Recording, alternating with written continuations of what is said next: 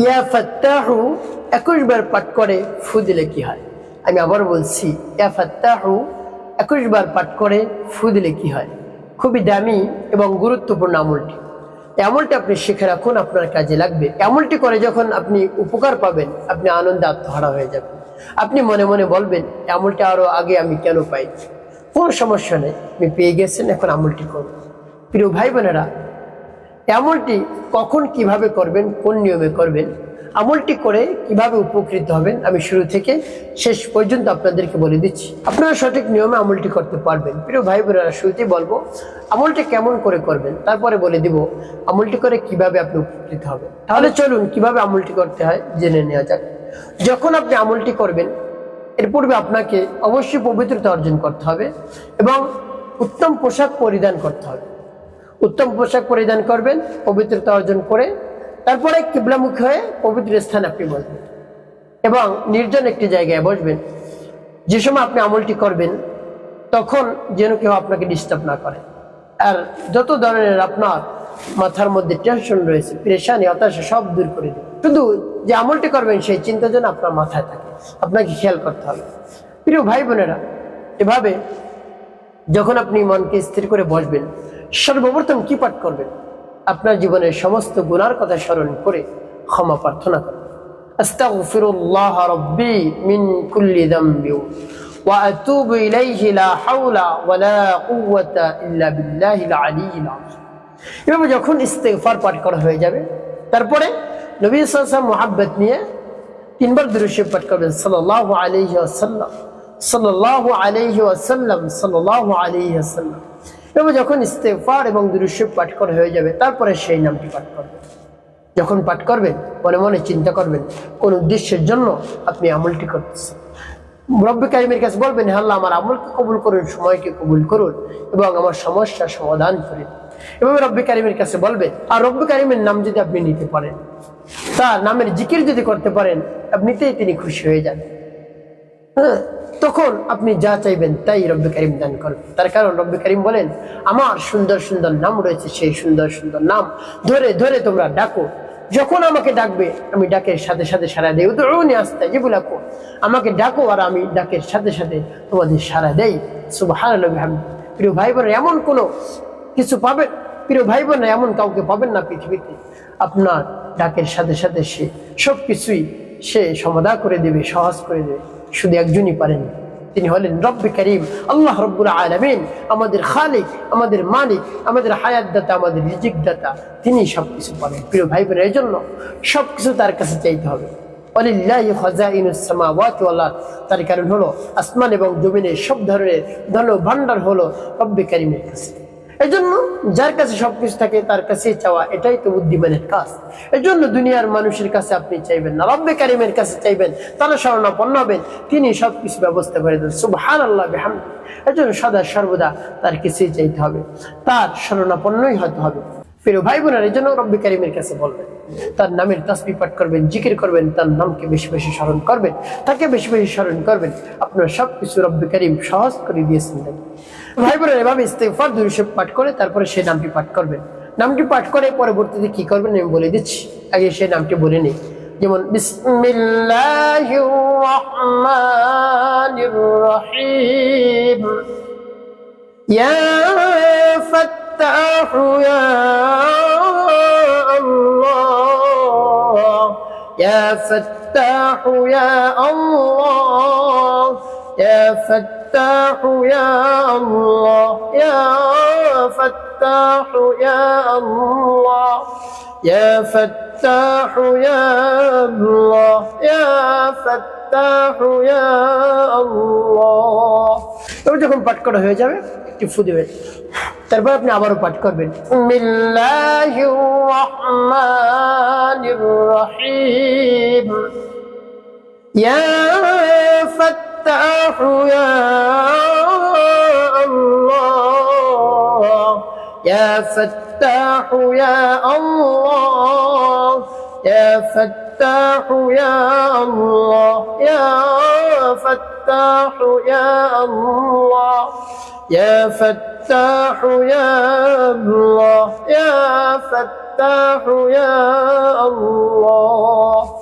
পাঠ করে শেষ আবার একটু, তারপর আপনি মনে দরদ নিয়ে আবার পাঠ করবেন। বিসমিল্লাহির রহমানির রহিম, ইয়া ফাত্তাহু ইয়া আল্লাহ, ইয়া ফাত্তাহু ইয়া আল্লাহ, ইয়া ফাত্তাহু ইয়া আল্লাহ, ইয়া ফাত্তাহু ইয়া আল্লাহ, ইয়া ফাত্তাহু ইয়া আল্লাহ, ইয়া ফাত্তাহু ইয়া আল্লাহ। পাঠ করা শেষ আবার একটু। প্রিয় ভাই বোনেরা, কতবার পাঠ করবেন? গুনি গুনি 21 বার আপনি পাঠ করবেন, বেশি পাঠ করতে হবে না, 21 বার। তবে 21 বার পাঠ করে 3টি ফু দিবেন। সর্বশেষ নবীজি সাল্লাল্লাহু আলাইহি ওয়াসাল্লাম মুহাব্বত নিয়ে 7 বার দুরূদ ইব্রাহিম পাঠ করবেন, গুনি গুনি, কম যেন না হয়। আল্লাহুম্মা সাল্লি আলা মুহাম্মাদ ওয়া আলা আলি মুহাম্মাদ কামা সাল্লাইতা আলা ইব্রাহিম ওয়া আলা আলি ইব্রাহিম ইন্নাকা হামিদুম মাজিদ। আল্লাহুম্মা বারিক আলা মুহাম্মাদ ওয়া আলা আলি মুহাম্মাদ কামা বারাকতা আলা ইব্রাহিম ওয়া আলা আলি ইব্রাহিম ইন্নাকা হামিদুম মাজিদ। اللهم صل على محمد وعلى ال محمد كما صليت على ابراهيم وعلى ال ابراهيم انك حميد مجيد. اللهم بارك على محمد وعلى ال محمد كما باركت على ابراهيم وعلى ال ابراهيم انك حميد مجيد. اللهم صل على محمد وعلى ال محمد كما صليت على ابراهيم وعلى ال ابراهيم انك حميد مجيد. اللهم بارك على محمد وعلى ال محمد كما باركت على ابراهيم وعلى ال ابراهيم انك حميد مجيد. اللهم صل على محمد وعلى ال محمد كما صليت على ابراهيم وعلى ال ابراهيم انك حميد مجيد. اللهم بارك على محمد وعلى ال محمد كما باركت على ابراهيم وعلى ال ابراهيم انك حميد مجيد. اللهم صل على محمد وعلى ال محمد كما صليت على ابراهيم وعلى ال ابراهيم انك حميد مجيد. اللهم بارك على محمد وعلى ال محمد كما باركت على ابراهيم وعلى ال ابراهيم انك حميد مجيد. اللهم صل على محمد وعلى ال محمد كما صليت على ابراهيم وعلى ال ابراهيم انك حميد مجيد. اللهم بارك على محمد وعلى ال محمد كما باركت على ابراهيم وعلى ال ابراهيم انك حميد مجيد. اللهم صل على محمد وعلى ال محمد كما صليت على ابراهيم وعلى ال ابراهيم انك حميد مجيد. اللهم بارك على محمد وعلى ال محمد كما باركت على ابراهيم وعلى ال ابراهيم انك حميد مجيد. বাবা, যখন দুরূদ ইব্রাহিম 7 বার পাঠ করে হয়ে যাবে, 2টি ফু দিবেন। প্রিয় ভাই বোনেরা, এভাবে আমলটি করা আপনার হয়ে গেল। এখন কি করবেন আপনি? এখন আমি আপনাদেরকে বলে দেব কোন উদ্দেশ্যের জন্য আপনি আমলটি করলেন, তারপরে বলে দেব কি করবেন সর্বশেষ। আগে বলে নেই কোন উদ্দেশ্যের জন্য আপনি আমলটি করলেন। এটা হলো শক্তিশালী বশীকরণ, ভালোবাসার মানুষকে কাছে পাওয়ার আমল। আপনার ভালোবাসার মানুষ চলে গিয়েছে, দুশ্চিন্তায় পড়ে গিয়েছেন, হতাশার মধ্যে পড়ে গিয়েছেন, কোনো কাজ করতে আপনার ভালো লাগে না, খাইতে ভালো লাগে না, ঘুমাতে ভালো লাগে না, গোসল করতে ভালো লাগে না, তারপরে নামাজ পড়তে ভালো লাগে না, কোরআন তিলাওয়াত করতে ভালো লাগে না, তারপর জিকির করতে ভালো লাগে না, একেবারে আপনি দিশাহারা হয়ে পড়েছেন। ভালোবাসার মানুষ চলে গিয়েছে, আপনাকে ছেড়ে চলে গিয়েছে, কোনোভাবেই আপনার সাথে যোগাযোগ করছে না।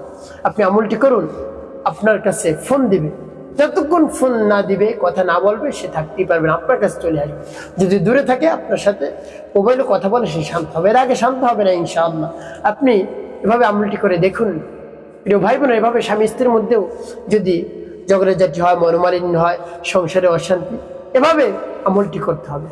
ভালোবাসা একেবারে খুব কম, উভয়ের মধ্যে কোনো ভালোবাসা নেই, মিল নাই, মোহাম্মত নাই, শুধু স্বামী স্ত্রীর মধ্যে ঝগড়া আর ঝগড়া, মনোমালিন্য আর মনোমালিন্য, কোনোভাবেই তাদের মধ্যে শান্তি আসে না, সংসার শান্তি নেই। এভাবে দেখা যায় স্ত্রী তাক করে বাবার বাড়ি চলে যায়, স্বামী তাক করে বাসা থেকে বের হয়ে চলে যায়। এভাবে হয়েছে, কারোর সাথে কোনো যোগাযোগ নেই। এভাবে যদি হয়, তাহলে ভালোবাসা বৃদ্ধি করার জন্য, একজন অপরজনকে পাগলের মতো ভালোবাসার জন্য এভাবে আপনি আমলটি করবেন। একজন অপরজনকে ছাড়া থাকতেই পারবে না। যদি স্বামী আমল করে, স্ত্রীর নাম নেবে, স্ত্রীর মায়ের নাম নিয়ে আমল করবে, স্ত্রী আমল করলে স্বামীর নাম, স্বামীর মায়ের নাম নিয়ে আমলটি করবে। তারপর রব্বি কারিমের কাছে বলবে, হে আল্লাহ, আমার স্বামীকে আপনি বন্ধ করে দিন, আমার কাছে এনে দিন, আমার স্ত্রীকে আমার কাছে এনে দিন, আমি তাকে ছাড়া থাকতেই পারছি না। হে আল্লাহ, ভালোবাসার মানুষকে আপন করে পাওয়ার জন্য দোয়া করবেন। হে আল্লাহ, ভালোবাসার মানুষকে আমি কাছে পেতে চাই, তাকে বৈধভাবে আমি পেতে চাই, আপনি আমাকে হালাল বৈধ পন্থায় আমার ভালোবাসার মানুষকে আমার সাথে মিলিয়ে দিন। এভাবে রব্বে কারিমের কাছে পরিপূর্ণ বিশ্বাস নিয়ে আস্থা নিয়ে বলবেন, দেখবেন আপনি উপকৃত হতে পারবেন ইনশাআল্লাহ। প্রিয় ভাই বোনেরা, সংসারে আর কোনো ধরনের অশান্তি আসবে না, শুধু শান্তি হবে, শান্তি আর শান্তি।